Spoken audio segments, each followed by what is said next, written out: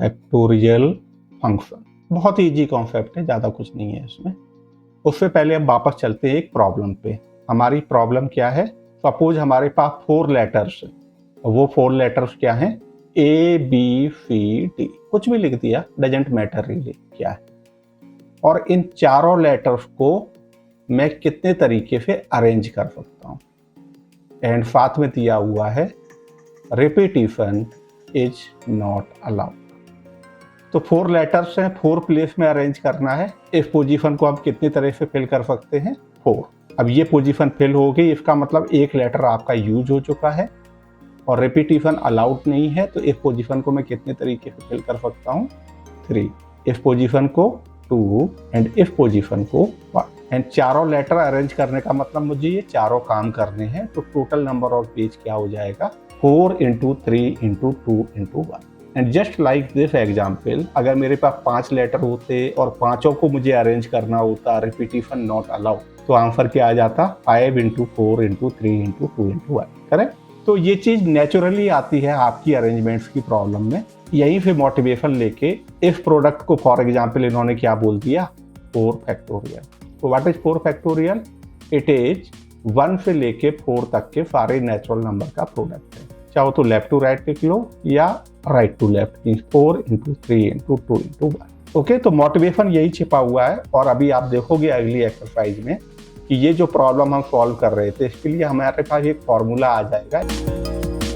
तो in fact formula ये आपको इस पर्टिकुलर प्रॉब्लम के लिए यहीं पे दिख रहा है। फैक्टोरियल फंक्शन की डेफिनेशन ये है, if n is a natural number. तो फैक्टोरियल फंक्शन नेचुरल नंबर के लिए डिफाइंड है, इस तरह से डिनोट करते हैं, n फैक्टोरियल। क्या रीड करेंगे इसको? n factorial.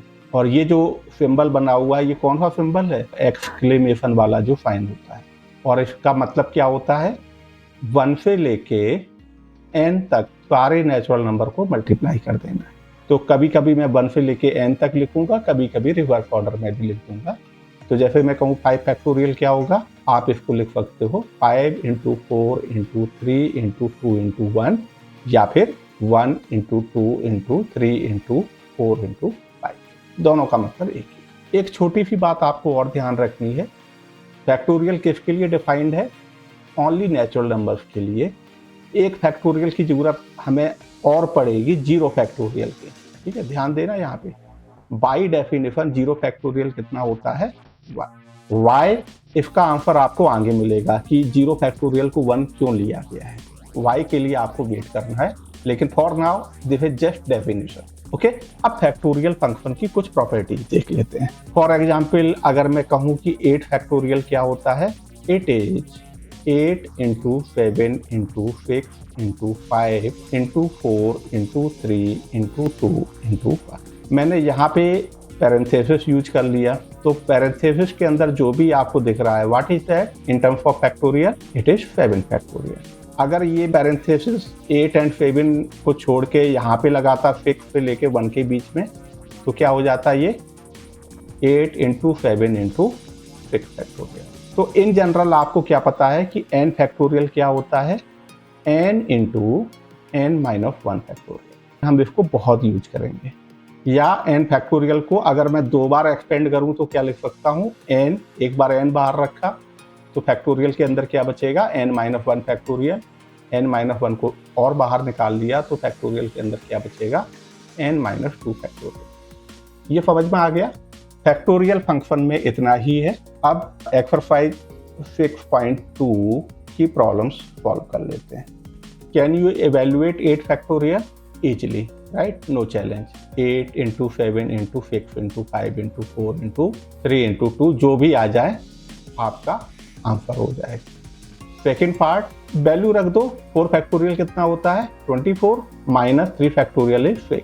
24 - 6 18। ऐसे निकाल सकते हो। एक तरीका और है, आप 4 फैक्टोरियल को लिख लो 4 × 3 फैक्टोरियल -3 फैक्टोरियल।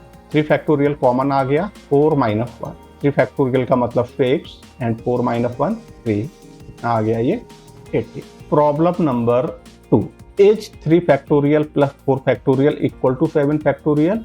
यस और नो। लेफ्ट हैंड साइड की वैल्यू कितनी आई? 30 और राइट हैंड साइड तो बहुत बड़ा आया ये फालतू की प्रॉब्लम केवल इस वजह से दी हुई थी, आप अपनी मर्जी से ये एज्यूम ना कर लो कि x factorial plus y factorial is equal to x plus Y factorial. ऐसा नहीं होता है। थर्ड प्रॉब्लम कर लोगे, 8 फैक्टोरियल को 2 बार एक्सपेंड कर दो, पूरी कैलकुलेशन नहीं करनी है। 8 into 7 into 6 factorial upon 6 factorial into 2 factorial. 6 factorial cancel हो गया, 8 इंटू 7 अपॉन 2 फैक्टोरियल इज 2, 2 4 जा एंड 7 4 जा 23। ये आपका आंसर हो गया। प्रॉब्लम नंबर 4, ये अच्छी प्रॉब्लम है, बहुत पूछी जाती है एग्जाम में।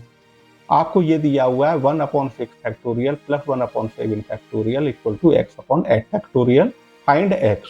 कई तरह से निकाल सकते हो, इन सब की वैल्यू रख दो, सिंप्लीफाई करो, लेकिन बेस्ट वे जहाँ पे मिनिमम कैलकुलेशन होगी वो मैं आपको बता रहा हूँ। तो मिनिमम फैक्टोरियल आपको यहाँ पे क्या दिख रहा है, 6, ठीक है, तो इसको टच नहीं करेंगे, बाकी इन दो को 6 फैक्टोरियल पे रिड्यूस कर देंगे। मैं जो कह रहा हूं उसका मतलब ये है, इसको टच नहीं किया, और ये जो 7 फैक्टोरियल है, 7 को बाहर निकाला, अंदर क्या बचा, 6 factorial equal to X upon, इसको 2 बार एक्सपेंड कर लिया, 8 into 7 into 6 factorial. 1/6 factorial common आ गया, क्या बचा, 1 plus 1/7 equal to X upon 8 into 7 into 6 factorial. ये हो गया कैंसिल। लेफ्ट हैंड साइड क्या बची, 7 plus 1/7 8/7 equal to X upon 8 into 7। 7 भी कैंसिल हो गया, एक्स की वैल्यू कितनी मिली, 64। फिफ्थ प्रॉब्लम हो जाएगी, इजिली हो जाएगी। कोई एक कर लेते हैं, फर्स्ट या सेकेंड में से बताओ कौन सी कर ले, सेकेंड। तो आपको n factorial upon n minus r factorial की वैल्यू निकालनी है। n की जगह पे 9 रखना है, r की जगह पे 5 रख दो। 9 फैक्टोरियल अपॉन 9 माइनस 5 फैक्टोरियल, तो ये हो गया 9 factorial divided by 9 minus 5 4 factorial. 9 को एक्सपेंड कर दो, 9 into 8 into 7 into 6 into 5 into 4 factorial upon 4 factorial.